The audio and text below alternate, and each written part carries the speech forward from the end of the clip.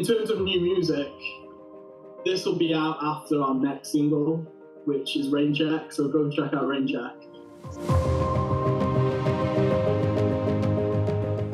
So me and Liam have been playing in bands for almost 10 years now, I think. And previous bands, we had a lot of fun doing them, but they didn't really get anywhere. And eventually we just thought, well, we're writing the songs. Let's just go off on our own and do something ourselves. And that's how we started Downcast. We released our self-titled EP a few years ago as our first release. Since then, the full-length album and our EP we're releasing now. Brought on Jeff along the way a few years ago and Sam more recently.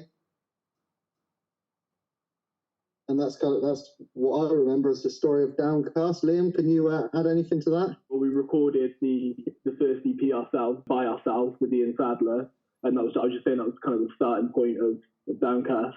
And then from there, we kind of recruited people and eventually found the right people. I joined just before COVID, so for me, everything kicked off once COVID finished. During COVID, we did record the album, didn't we? So for me coming in, it kicked off as COVID was happening, really. After we'd written a few songs, I think, and they were just quite downbeat, sad songs, and we wanted something that described the music. And I was like the idea of it just being one word, so we went with Downcast, and it's just kind of stuck from there. No matter what kind of style we experiment with, if you're feeling downcast, you're feeling sad, and obviously our songs were quite sad at the time, so it was just quite a fitting name. I've always seen us as the type of band, I'm very bad when it comes to thinking of other bands who we sound like, but I've always seen us as a band where if you like one of our songs, you'll probably like the other ones. But then if you don't like one of our songs, we've always got something that everyone will like. Everything is very different. We've got some rock, some straight up rock songs as well. Liam, you're better at this kind of thing than me. Come on, man. It started out just being catharsis and hell. And we were going to just have those as singles. We didn't really know it was going to turn into a whole album. I think we did 3 studio trips in total. I think it was after the second one, we were like, we've got a load of songs here. We might as well just turn it into an album at this point. We booked the 3rd one. I think a few singles came out within that time. There are a few sort of different lyrical themes, but a lot of them... what we've got, we'll book into the studio, we'll all get in there, get it recorded. We record with Ian Sadler, who's always great. He was always adding bits to it. But that's kind of how we've always done it. We're trying to branch out a bit and write songs more as a band than just the two of us. But the process we've had all this time has pretty much been that. Apart from that, I feel like for me personally, it's just about layering some top guitar parts just to make the sound as big as possible. One thing I think I learned over the process of us recording the projects that we have is the importance of demoing, especially in terms of the equipment we had at the time, especially with the early stuff. It was often we'd have a really rough instrumental demo, and then often we just skip vocals and be like, oh, we know how they go, we'll do them in the studio, or we do them very sort of rough. But I think sort of perfecting them as much as you can before they get into the studio, and then everyone can sort of add their take to it. It came to going in the studio for the album. We had demoed it so much that we were saying to each other, this is so good. We were questioning, how's it going to sound better than this? We were so happy with our demos even. But then you go in the studio with a professional producer, and when it comes back, it's just unrecognizable. It's so much better having a properly recorded song.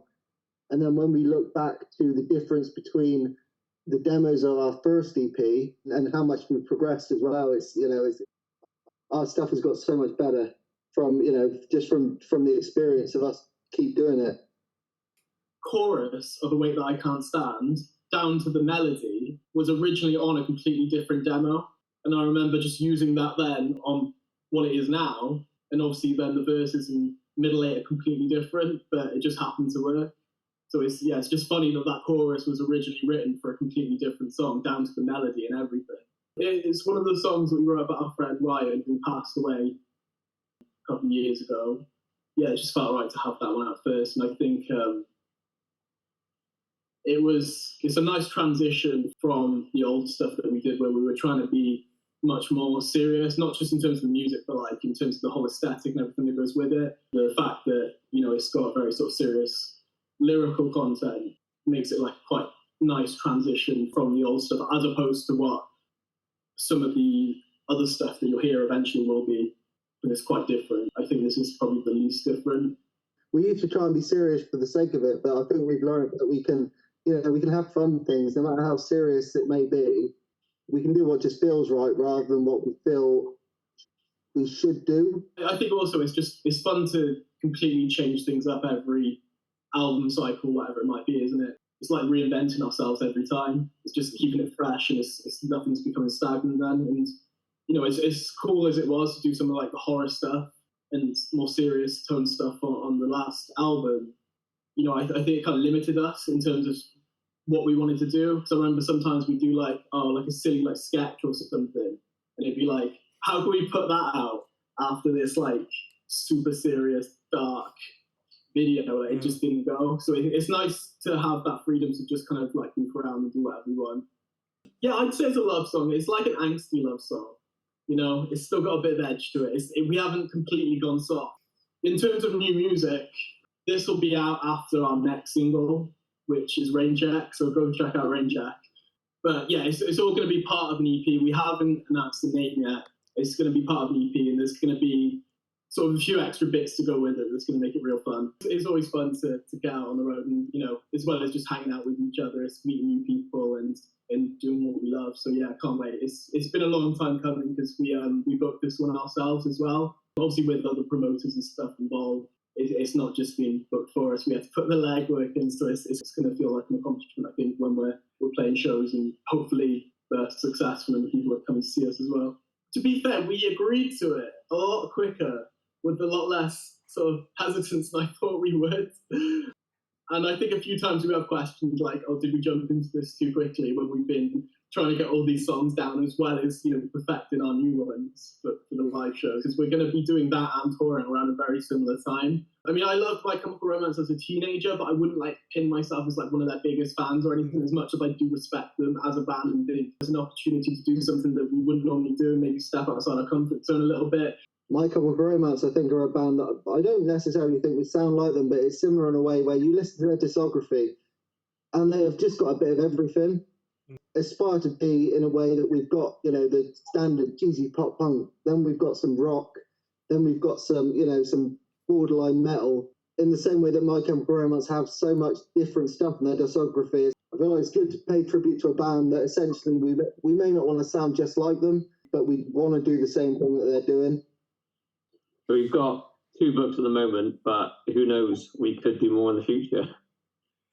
See how well this first one goes. 2024, we've got a lot of gigs booked in, and probably a lot more than we know. We've got our tour coming. We've got 3 more singles we'll be releasing as part of this EP. 2025, it'll be we'll be in the studio.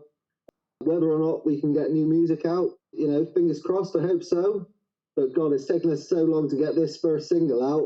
I can't make any promises. Lots of gigs in 2024, hopefully new music in 2025. And hey, if your contacts pull through, maybe we'll play some European shows in 2025 as well.